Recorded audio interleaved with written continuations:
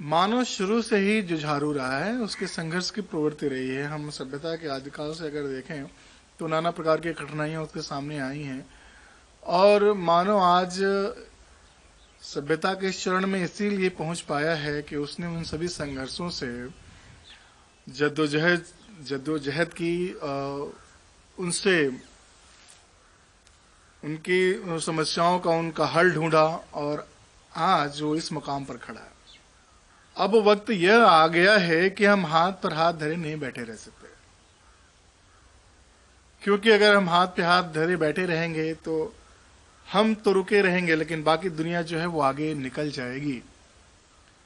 हम अपने घरों में बंद, कमरे में बंद बैठे या सोच रहे हैं कि चलो सभी स्कूल बंद है, सभी बच्चे विद्यालय नहीं जा रहे हैं तो हमारे बच्चे भी नहीं जा रहे हैं, इसमें कोई बहुत बड़ी बात नहीं है। लेकिन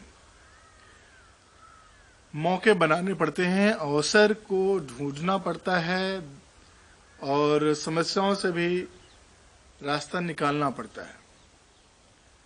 जिस तरह से पूरी दुनिया बदल रही है, जिस तरह से हम केंद्रित होते जा रहे हैं सिर्फ टेक्नोलॉजी के हाथों में, एजुकेशन भी इसी तरीके से केंद्रित हो जाएगी, कुछ गैजेट्स में, कुछ डिवाइसेस में, कुछ खास लोगों के हाथ में। आप पिछले 5 साल में देखिए दुनिया कितनी तेजी से बदली है। आपके रहन सहन, जीवन शैली, जिंदगी, चारों तरफ बहुत सारे बदलाव आ गए। पहले आप मनोरंजन के लिए सिर्फ टीवी या सिनेमा हॉल में पर्दे पर आप निर्भर थे, लेकिन आज मनोरंजन आपके हाथ में है, आप 24 घंटा मनोरंजन कर रहे हैं। पहले आप दुनिया से कनेक्टेड नहीं थे, लोगों को अपनी बात नहीं पहुंचा पाते थे। आज देखिए कुछ समय पहले आपको घटनाएं वही आपको पता चलती थी जो अखबारों में आती थी, दूसरे जो आपको टीवी पे दिखाया जाता था। लेकिन आज आपको दुनिया भर के हर छोटी से छोटी, बड़ी से बड़ी खबर आपको पता चल जा रही है, वो भी मुश्किल से कुछ घंटों में।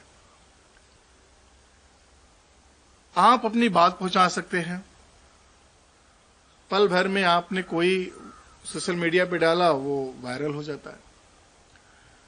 दूसरी जो सबसे बड़ी चीज है, आपके खरीदारी करने के तरीके में व्यापक जो बदलाव आया है।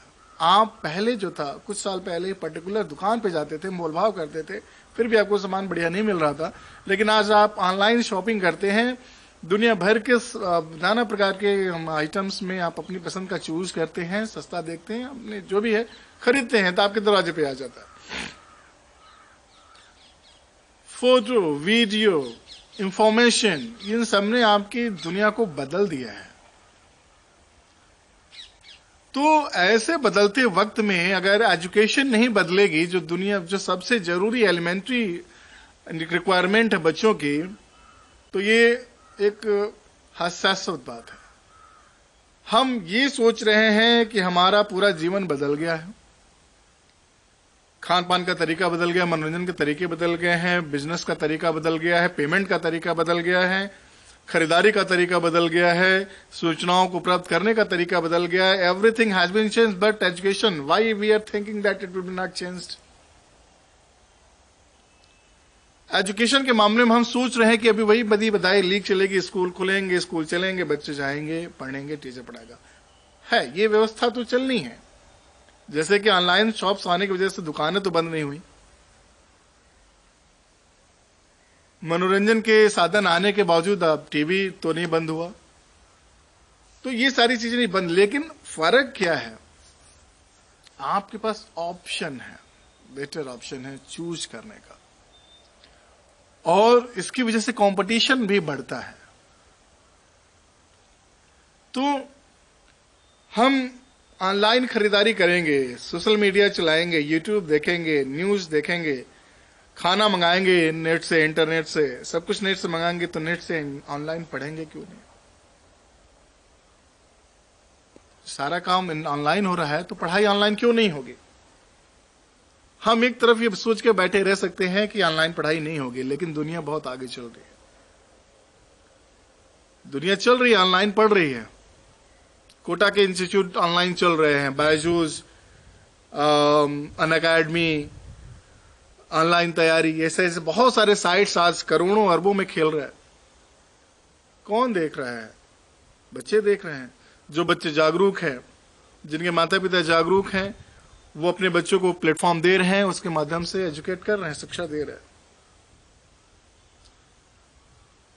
तो मेरा पॉइंट ये है कि स्कूल चले ना चले, सवाल ये नहीं है। अभी सवाल यह है कि क्या हम अपने बच्चों को ये भविष्य की जो बदलती हुई जो ये टेक्नोलॉजी है उससे जोड़ने के लिए तैयार हैं कि नहीं है। हम उन्हें ऑनलाइन एजुकेशन देने के लिए तैयार हैं कि नहीं है। स्कूल जब चलेगा तब भी देखिए, आगे आने टाइम में विद्यालय वही चलेंगे जो स्कूलिंग के बाद भी ये ऑनलाइन एलिमेंट अपना बच्चों से कनेक्टेड रहेंगे, उनको प्रोवाइड करेंगे, उनको पढ़ाएंगे। क्योंकि आज के 30-40 साल पहले पढ़ाई का ये स्तर भी नहीं था, ये स्वरूप भी नहीं था।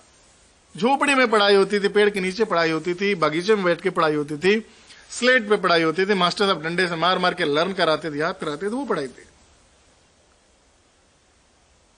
धीरे धीरे वो स्वरूप चेंज हुआ, स्कूल बनने शुरू हुए, क्लासेस में पढ़ाई होने लगी, कॉपी किताब आ गया, इंग्लिश एजुकेशन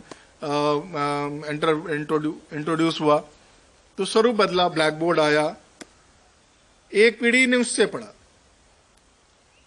फिर अगली पीढ़ी के एजुकेशन में और भी बदलाव आ गया। व्हाइट बोर्ड से पढ़ना शुरू किए, तमाम विषय नए नए आ गए। जहां पे पहले बच्चों को मारपीट के पढ़ाया जाता था, वहां बच्चों का सेंट्रलाइज्ड एजुकेशन आ गया, बच्चों पर केंद्रित शिक्षा व्यवस्था आ गई, बच्चों के तरीके से उनको समझाने की पढ़ाई की व्यवस्था आ गई। वो सिस्टम भी चल रहा है अभी, वो भी चला गया। अब क्या है कि हमारा जो बच्चा अभी, जो ये पीढ़ी जो है अभी, वो पीढ़ी सिर्फ और सिर्फ एक चीज को जानती है, वो है मोबाइल। मोबाइल के अलावा उसे कुछ पता नहीं है। एक छोटा बच्चा भी 2 साल का मोबाइल से खेल रहा है, फुटबॉल, क्रिकेट, गिल्ली डंडा उसको नहीं मालूम है, लेकिन उसको मोबाइल मालूम है, वो मोबाइल से सारा काम कर ले रहा है। तो ऐसे बदलते वक्त में अगर आप उसका एजुकेशन उस मोबाइल के जरिए नहीं देंगे, बाकी सब कुछ देंगे, एजुकेशन नहीं देंगे, तो ये तो बड़ी गंभीर परिणाम भुगतने पड़ेंगे उस बच्चे को भी और परिवार को भी, हमारे समाज को भी। तो मैं कहना यह चाहता हूं कि आप बच्चों को शिक्षा के इस स्वरूप से भी परिचित कराइए, उनको मौका दीजिए, उनको अवसर दीजिए कि इस टेक्नोलॉजी को से वो कनेक्ट हो सकें। वो कनेक्टेड है, पहले से वो कनेक्टेड है, बस थोड़ा सा उनको एक बैकअप देने की जरूरत है। और अपने मन में जो एक कह सकते हैं ग्रंथि बनी हुई है कि बच्चे इससे नहीं पढ़ पाएंगे, वो थोड़ा निकालना पड़ेगा। बच्चे पढ़ेंगे, थोड़ा सा हमें ध्यान देने की जरूरत है, और इसका असर आगे आने वाले टाइम में पड़ेगा। जब उनकी एक थोड़ी सी आदत अभी बन जाएगी, तो आगे आने वाले हायर एजुकेशन में वो तरह तरह के कंटेंट्स जो है वो कहीं से भी एक्सेस कर लेंगे। वो अपना एक एनवायरमेंट, एक इकोलॉजी क्रिएट कर लेंगे पढ़ने का, और जो ये इकोलॉजी क्रिएट कर लेगा बच्चा पढ़ने का, वही आगे आने वाले टाइम में, भविष्य में फ्यूचर बना पाएगा अपना।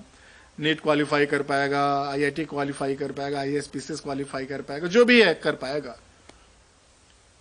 लेकिन सबसे पहले एक फाउंडेशन, एक बॉन्ड क्रिएट करना पड़ेगा, एक रिश्ता बनाना पड़ेगा, कैसे पढ़ना है, तरीका डेवलप करना पड़ेगा।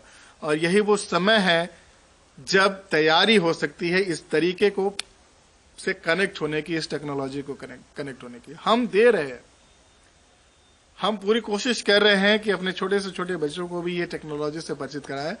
आप कहां हैं टेक्नोलॉजी के बदलते इस समय में, ये आपको देखना है।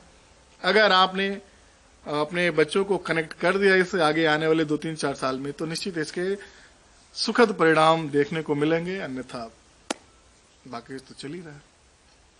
तो ऑनलाइन एजुकेशन को स्कूलों का एक कवायद ना माना जाए कि फीस के लिए वो चला रहे हैं।